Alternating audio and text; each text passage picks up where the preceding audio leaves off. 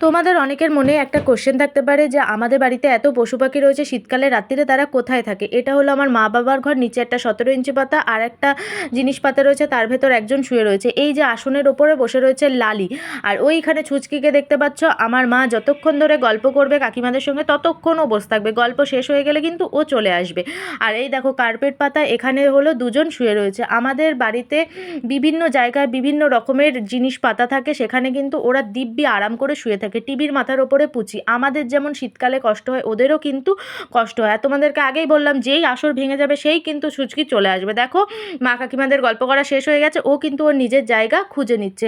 আমাদের বাড়িতে মানুষের থেকে কুকুরের সংখ্যা বেশি। অনেকে আছে আমাদেরকে বলে যে ভবিষ্যতে নাকি এই বাড়িতে কুকুরই বাস করবে।